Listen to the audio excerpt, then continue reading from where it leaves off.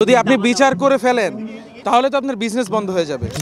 মানে আওয়ামী লীগ কিন্তু নিজেদেরকে মুক্তিযুদ্ধের সপক্ষে শক্তি দাবি করে, বাস্তবে আমরা যেটা দেখেছি তারা হচ্ছে হানাদার শক্তি সিলসিলা। তো আমরা খুব স্পষ্টভাবে বলতে চাই, ভারতের জনগণের সাথে আমাদের কোনো বিরোধ নাই, কিন্তু এই ভারতের হিন্দুত্ববাদী যে সরকার তারা এবং যারা বাংলাদেশের স্বাধীনতাকে বারবার নিজেদের করে নেওয়ার চেষ্টা করেছে, যে পলিটিক্যাল যে শক্তিটা, আমরা তাদের সরাসরি বিরোধিতা করি। এবং আমি মনে করি, আমরা এখানে যারা আছি আমরা মনে করি 24-এর 5ই আগস্ট এই ভারতীয় এই যে সাম্রাজ্যবাদী শক্তি, সে শক্তির বিরুদ্ধে আমাদের দ্বিতীয় বিজয় এসেছে। যদি আপনি বিচার করে ফেলেন তাহলে তো আপনার বিজনেস বন্ধ হয়ে যাবে। তারা আসলে বিজনেস করে গেছে, তারা কিন্তু বিচারের চিন্তা করেনি।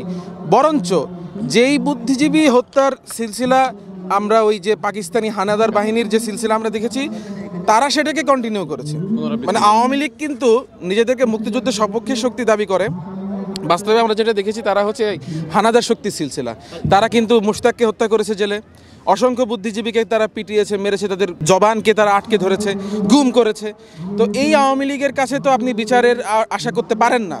কিন্তু আমরা এখন যে অবস্থায় দাঁড়িয়েছি, এই যে স্বাধীনতা, দ্বিতীয় স্বাধীনতা পরবর্তী বাংলাদেশ 2.0 যেটাকে বলছি, আমরা মনে করি আমাদের সরকারের কাছে, অন্তর্বর্তীকালীন সরকারের কাছে আমাদের সবচেয়ে বড় প্রত্যাশা হলো এই বুদ্ধিজীবী হত্যার বিচার।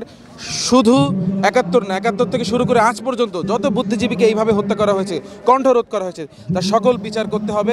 এবং যেই ফ্রিডম অফ স্পিচ আমরা এনজয় করছি, সারা বাংলাদেশের মানুষ, জনগণ, এটাকে আমরা দীর্ঘজীবী দেখতে চাই। আমরা যেন এটার কোনো ব্যত্যয় দেখতে না হয়।